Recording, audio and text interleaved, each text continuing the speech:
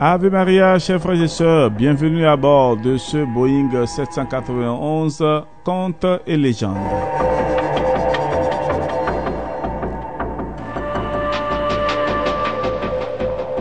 Nous parlons des histoires bibliques, les grands personnages de la Bible depuis un bon moment, et nous sommes arrivés sur Samson.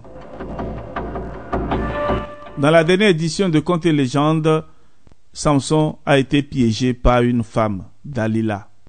Mais qu'est-ce qui va se passer? Voici la suite de l'histoire. Bienvenue à bord.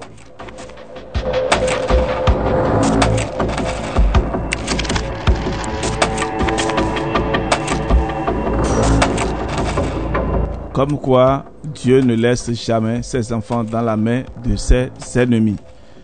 Après quelques semaines, les cheveux de Samson se mettent à repousser. Les princes des Philistins se réunissent pour offrir un grand sacrifice à Dagon, leur dieu, et faire une très grande fête. Ils disent: notre Dieu a livré Samson, notre ennemi, entre nos mains. Dès que le peuple voit apparaître Dagon, il pousse une acclamation en son honneur et dit: notre Dieu a livré Samson, notre ennemi, entre nos mains. Celui qui dévastait notre pays et qui multipliait les morts dans notre camp. Et comme leur cœur est en joie, ils s'écrient: faites venir Samson pour qu'il nous amuse. On fait venir Samson de la prison et il fait des jeux devant eux, puis on le place debout entre les colonnes de la salle des fêtes. Samson dit alors au jeune garçon qui le tient par la main: conduis-moi et fais-moi toucher les colonnes sur lesquelles repose l'immeuble afin que je puisse m'y appuyer. Je rappelle ici que Samson était devenu aveugle. On lui a crevé les yeux. Or, l'immeuble est rempli d'hommes et de femmes. Tous les princes des Philistins sont là, sur la terrasse, avec environ 3000 hommes et femmes qui regardent les jeux que propose Samson. Samson invoque Dieu et il s'écrie: Seigneur Dieu, je t'en prie, souviens-toi de moi. Donne-moi des forces encore cette fois, ô Dieu, et que d'un seul coup, je me venge des Philistins pour mes yeux qu'ils ont crevés. Et Samson tâte les deux colonnes du milieu sur lesquelles repose l'immeuble. Il s'arc-boute contre l'une avec son bras droit et contre l'autre avec son bras gauche, et il s'écrie: que je meure avec les Philistins. Il pousse de toutes ses forces, il crie de toutes ses forces, et l'immeuble s'écroule sur les princes et sur tout le peuple qui se trouve là. Ceux que Samson fait mourir à sa mort sont plus nombreux que ceux qu'il a fait mourir durant sa vie. Ses frères et toute la maison de son père attaquent les Philistins affaiblis et remportent la victoire. Ils enterrent Samson dans le tombeau de Manoah, son père. Samson juge Israël durant 20 ans. Et à cette époque, il n'y a toujours pas de roi en Israël et chacun fait ce qui lui semble bon. Frères et sœurs, de ce que nous venons de dire, qu'est-ce que vous avez retenu?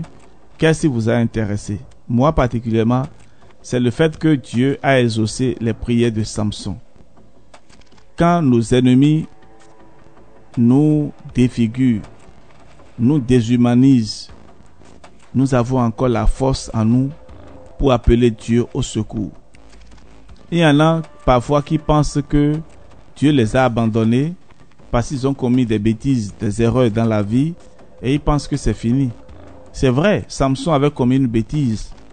Il a expliqué à la femme Dalila d'où lui venait son pouvoir. Or Dieu lui avait dit de ne jamais se faire comment l'appelle-t-on, raser la tête Dieu lui avait dit de ne jamais se faire raser la tête. Il ne devait pas couper les cheveux. Et il a expliqué cela. Il vient de faire donc une désobéissance, un péché de désobéissance. Et cela lui a causé le fait d'être désormais aveugle et sans force. Mais il avait confiance en son Dieu. Les forces lui sont revenues grâce à la prière qu'il a adressée à Dieu. Mais il est mort. Alors Samson demande une dernière fois le secours de Dieu afin de délivrer son peuple de la domination des Philistins. Et Dieu a exaucé sa prière. Samson meurt en faisant un grand carnage qui permet à Israël de vaincre les Philistins. Un seul meurt pour le peuple, pour sauver les autres. Alors, frères et sœurs, c'est la fin de la vie de Samson. Nous allons aborder un autre juge, Samuel, le juge qui intronise les rois. Et nous allons parler dans la prochaine édition de Contes et légendes. Nous parlerons de la naissance de Samuel et ensuite et de ce qu'il a fait, c'est-à-dire sa vocation, comment Dieu l'a appelé et comment il a répondu. Nous en parlerons dans la prochaine édition. Soyez rassurés de notre amour et de notre affection, de notre engagement à partager avec vous les histoires bibliques. Alors nous aborderons un autre juge, Samuel, dans la prochaine édition. Pour l'instant, soyez bénis et que Dieu notre Père soit votre force et votre lumière. Au nom du Père et du Fils et du Saint-Esprit. Amen.